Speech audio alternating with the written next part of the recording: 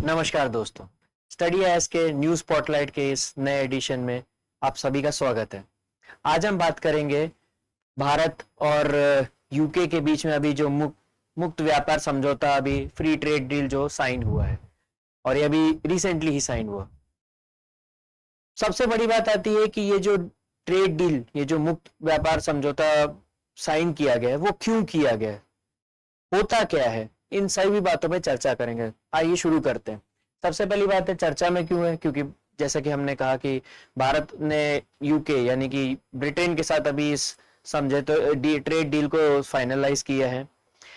अगला और इसी चीज पे बहुत सारे प्रोडक्ट्स के ऊपर ये हुआ है कि भारत को एक्सेस मिलेगा उस देश में, जैसे कि कपड़ा के ऊपर मिलेगा, वहां हमारे जो डेयरी प्रोडक्ट्स है या फिर हमारे जो समुद्री पदार्थ है, खाद्य पदार्थ है, उसको बहुत एक्सेस मिलने वाला है ब्रिटेन में। ब्रिटेन से जो ऑटोमोबाइल इंडस्ट्री है उनको काफी कम दाम में अब भारत में बेचा जा सकता है। ये सारी चीज इस चीज से जुड़ी हुई है। अब बात आती है कि आपका ये मुक्त व्यापार समझौता होता क्या है। देखिए, बहुत आसान भाषा में समझना हो तो ये एक ऐसी चीज है जहां पे दो और दो से ज्यादा देश आपस में एक व्यापार समझौता करते हैं, जिसमें वो जो भी जिन जिन सामानों के बीच में व्यापार करते हैं उनसे जुड़े हुए जितने टैरिफ हैं या जो कस्टम ड्यूटीज हैं, जितनी चीजें होती हैं, उसका दाम या तो कम करते हैं या तो उसके ऊपर से वो चीज हटा देते हैं। इससे क्या होता है, हमारे जो व्यापार है उसको बढ़ावा मिलता है। अगर देखा जाए तो भारत ऑलरेडी ट्रेड सरप्लस के साथ जा रहा है यूके के साथ, तो इस चीज से और शायद बूस्ट मिलेगा इस ट्रेड को इस दोनों देशों के बीच में। प्रमुख जो बिंदु हैं, सबसे बड़ी बात जैसे मैंने कही कि भारत का जो कपड़ा व्यापार है उसको बहुत ज्यादा बूस्ट मिलने वाला है। इससे सबसे ये क्यों जरूरी है इस समय, क्योंकि देखा जाए तो भारत के साथ जो कंपटीशन है व्यापार कपड़ा के व्यापार में, उसमें बांग्लादेश, वियतनाम जैसे देश आज के डेट में काफी ज्यादा आगे हैं। और जैसा कि हम देख पा रहे हैं, पॉलिटिकल इंस्टेबिलिटी बांग्लादेश में, जिस वजह से बांग्लादेश की थोड़ी इकोनॉमिक इंस्टेबिलिटी भी आ सकती है, उसमें भारत को एक काफी ज्यादा कॉम्पिटिटिव एज मिल सकता है। दूसरा, जैसे कि मैंने कहा कि भारत के जो समुद्री खाद्य पदार्थ हैं उसको काफी बूस्ट मिलेगा, क्योंकि इस सबसे बड़ी बात यह है कि इसकी जो डिमांड है, जो वैश्विक स्तर पे अगर हम देखें तो जो ये समुद्री खाद्य पदार्थ है इसकी मांग बहुत ज्यादा है। तो इस चीज में भी भारत को काफी फायदा मिलने वाला है। देखा जाए तो अगर इसमें ब्रिटेन के जो जो गुड्स आने वाले, जो ऑटोमोबाइल के हैं, इलेक्ट्रिक मशीनरी, उससे क्या होगा, भारत में जैसे अगर इंडस्ट्रियल जो प्लांट्स होंगे उनमें जो ये इस टाइप के प्रोडक्ट्स लगाने होंगे वो काफी सस्ते दाम में हो जाएंगे। तो अगर देखा जाए तो भारत में अगर बिजनेस स्टार्ट करना हो और ये जो रॉ मटेरियल जो ब्रिटेन से आने वाले हैं, ऑटोमोबाइल और उससे रिलेटेड सामान, वो काफी सस्ते दाम पे पाए जाएंगे।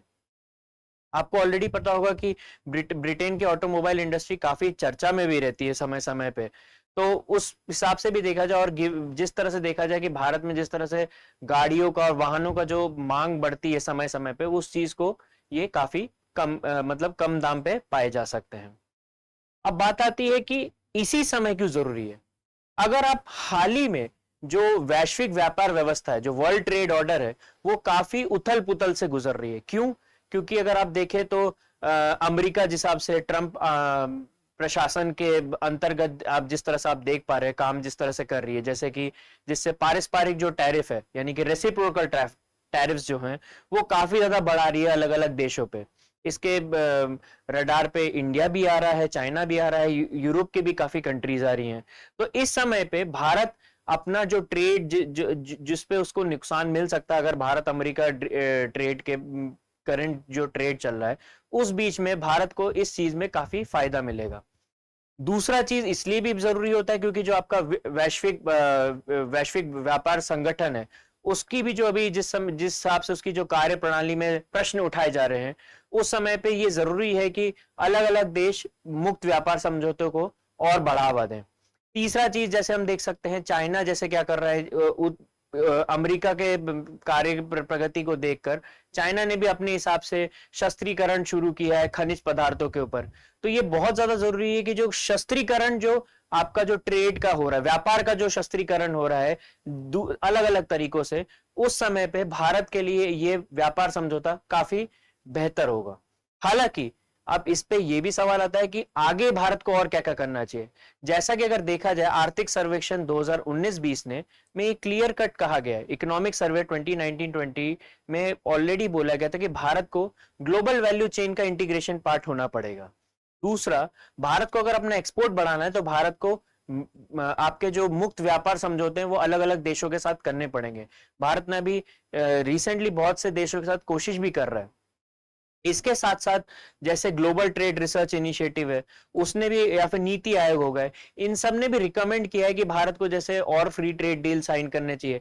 भारत को यह भी सोचना चाहिए कि जो रीजनल कॉम्प्रिहेंसिव इकोनॉमिक पार्टनरशिप था जिसको भारत ने छोड़ा था 2019-20 के समय पे, उस चीज को भी, उसमें भी भारत को फिर से रीज्वाइन करने के बारे में सोचना चाहिए, क्योंकि इससे क्या होगा, भारत को ना सिर्फ आसियान जैसे देश जो साउथ ईस्ट एशियन कंट्रीज है उनमें व्यापार का ज्यादा एक्सेस मिलेगा, ईस्ट एशियन में भी मिलेगा, आपका चाइना जापान उधर की तरफ भी मिलेगा, और इंडो पैसिफिक में भारत का एक प्रबल दावेदारी भी और बढ़ेगी, क्योंकि भारत एक बढ़ती हुई आर्थिक व्यवस्था भी है।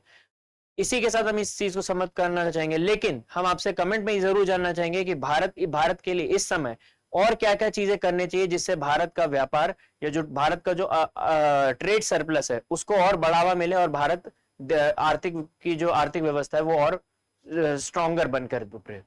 धन्यवाद। डियर स्टूडेंट्स, हमारे चैनल को लाइक शेयर सब्सक्राइब करें और अपनी तैयारी को और बेहतर बनाएं।